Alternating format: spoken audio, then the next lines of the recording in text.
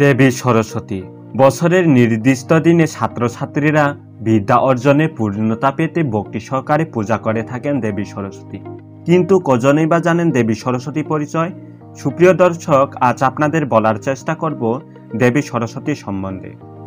ছাত্রছাত্রী সহিত প্রত্যেক সনাতন ধর্মানুসারী জানা উচিত গুরুত্বপূর্ণ এই তথ্যটি, তাই প্রথম থেকে শেষ পর্যন্ত আপনারা আমাদের সাথে থাকুন।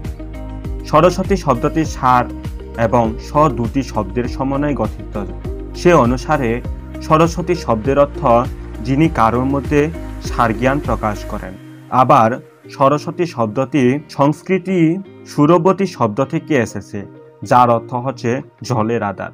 তাই আমাদের সকলের জানা উচিত দেবী সরস্বতী আমাদের সকলের সাক্ষাৎ দেবী মূর্তি এবং নদী রূপে প্রকটিত হন। ব্রহ্ম বৈবর্ত পুরাণ অনুসারে এক সময় শ্রী ব্রহ্মাজি সৃষ্টি কার্যের জন্য প্রস্তুত হচ্ছিলেন এবং তিনি শান্তভাবে ধ্যানস্থ হয়ে চিন্তা করেছিলেন তার কি করা উচিত। এমন সময় তার শরীর থেকে এক সুন্দরী দেবী মূর্তি প্রকাশিত হয়। দেবী ব্রহ্মাজিকে বলেছিলেন, হে পিতাজি, আমি দেবীর লক্ষ্মী অনন্য প্রকাশ, পরমেশ্বর ভগবান শ্রীকৃষ্ণের কণ্ঠদেশ থেকে আবির্ভূত হয়েছি। আমি আপনার শরীর থেকে প্রকাশিত হলাম, দয়া করে আপনি আমাকে নির্দেশ প্রদান করুন, আমার কি করা উচিত। তখন ব্রহ্মা বললেন, তোমার নাম সরস্বতী, তুমি নদী রূপে এবং বিদ্যা দেবী রূপে প্রকাশিত হয়ে সকলকে বিদ্যা প্রদান করুন। তাই শিব ও পার্বতীর কোলে দেবী রূপে আবির্ভূত হয় এই দেবী সরস্বতী এবং বিম্বাহু থেকে হিমালয়ে উঁচুচড়ায় নেমে উত্তর পশ্চিম ভারতে নদী রূপে আবির্ভূত হন।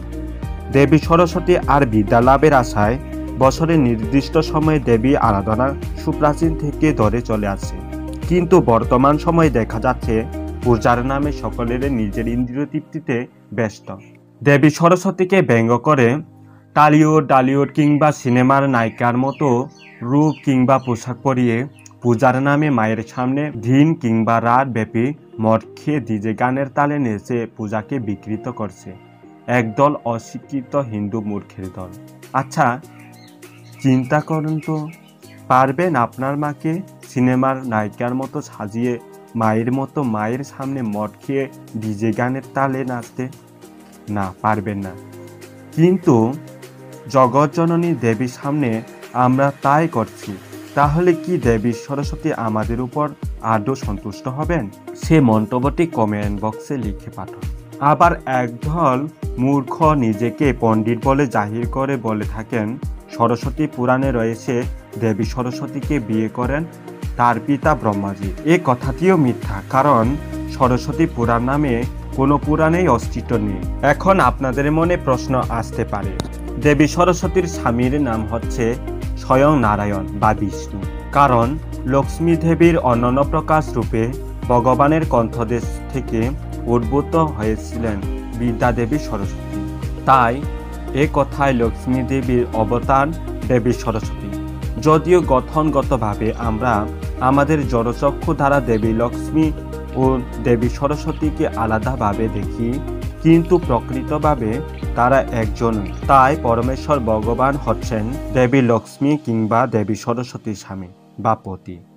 সকল সনাতনী ভক্তবৃন্দের নিকট প্রার্থনা, সেলফ ভিউ নলেজ বা আত্মদর্শন জ্ঞান পরিবারের এই প্রার্থনা, মায়ের সামনে আমরা যে কার্য করতে পারি না, তাহলে জগৎজননী দেবী সরস্বতী সামনে মদ খেয়ে ডিজে গানে তালে নেচে কিংবা মাকে ব্যঙ্গাত্মক প্রমাণ করে নিজের ধর্মতাকে হাসি কিংবা অসম্মানে পাত্র কেন বানাবো?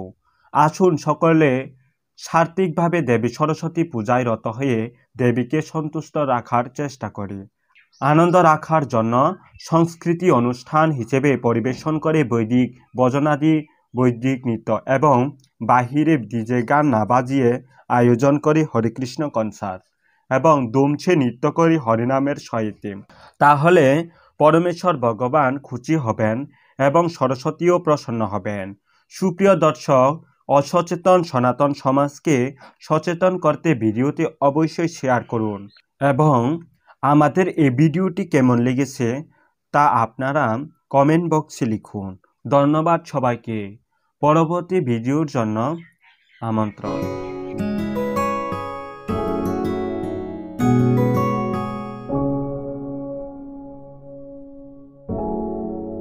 ধন্যবাদ।